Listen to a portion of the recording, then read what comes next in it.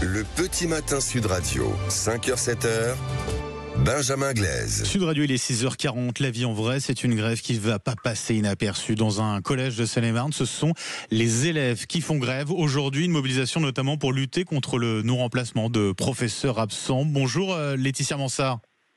Bonjour. Et merci d'être avec nous ce matin sur Sud Radio. Vous faites partie de l'association des parents d'élèves du collège Marie-Amélie Le Fur.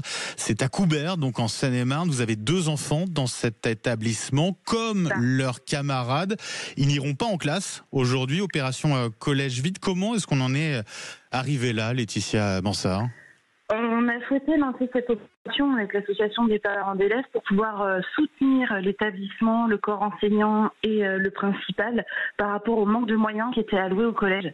C'est un collège qui est tout récent. Il a ouvert l'année dernière sur la première rentrée 2023-2024 avec des manques de moyens, sans principal adjoint, avec des profs de français notamment qui manquent depuis le mois de novembre, un prof de maths qui est absent aussi depuis novembre, pas de manuel pour les élèves.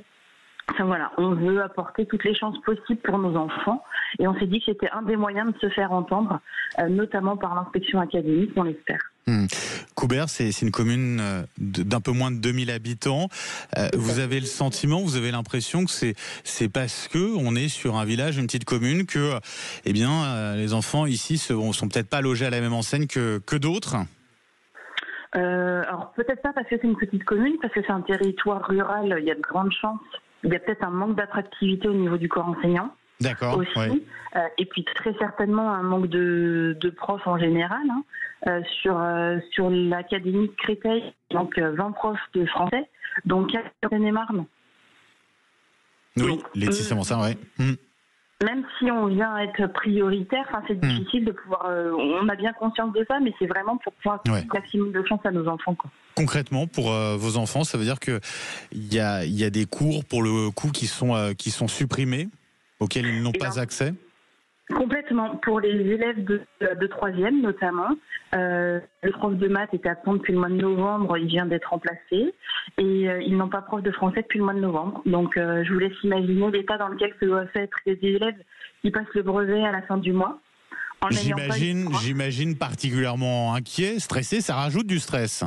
Ah ben complètement.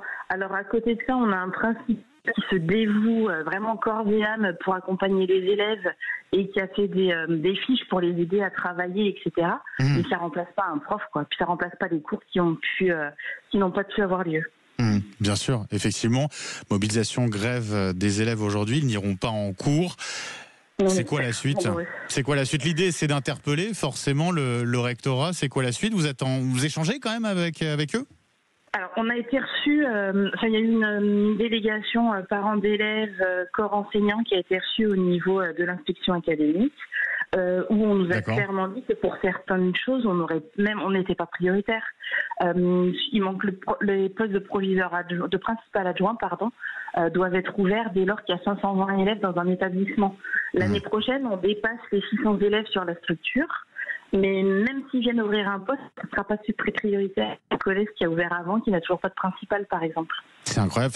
J'imagine forcément qu'il y a beaucoup de colère. On parlait du stress des enfants, du côté des parents. Beaucoup de colère, quoi.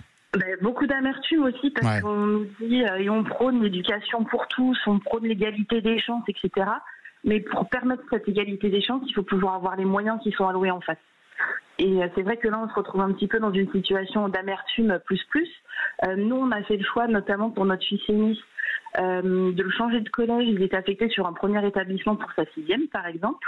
On a fait le choix de le mettre sur ce nouvel établissement en se disant que ça allait bien, qu'il allait avoir un bon accompagnement, qu'il y aurait une proximité, que ce serait beaucoup plus facile pour tout le monde. On s'interroge, quoi. On se dit, est-ce qu'on n'a pas fait une erreur ? Est-ce qu'on n'aurait pas dû les laisser dans la structure où ils étaient auparavant, etc. Enfin, voilà. Surtout que, on a les premiers résultats sur les concours de profs, d'enseignants pour cette année. Il n'y en a encore pas assez, quoi. Mais c'est ça. Et puis après, c'est quel prof on fasse, parce qu'ils veulent faire des concours facilitateurs avec des professionnels qui sont pas forcément formés ni accompagnés. Alors même si on est plein de bonne volonté, si on n'a pas la méthode et la pédagogie, ça peut être compliqué aussi. Et on n'a pas besoin d'une éducation à 2 niveaux, quoi. Ceux qui ont les moyens d'aller sur des structures avec des profs, etc., ou en ville, et puis les zones rurales qui sont beaucoup plus délaissées parce que pas d'attractivité, pas d'intérêt. Donc c'est vrai que l'égalité des chances, on s'interroge en tout cas. Et c'était important de vous entendre en tout cas ce matin, Laetitia Mansart. Un grand merci d'avoir été avec nous sur Sud Radio. Je rappelle. Merci d'avoir accordé du temps. C'était important de vous entendre. Je rappelle que vous êtes membre de l'association des parents d'élèves, donc de ce collège public Marie-Amélie Le Fur. C'est à Coubert en Seine-et-Marne, collège public où les élèves font grève donc aujourd'hui.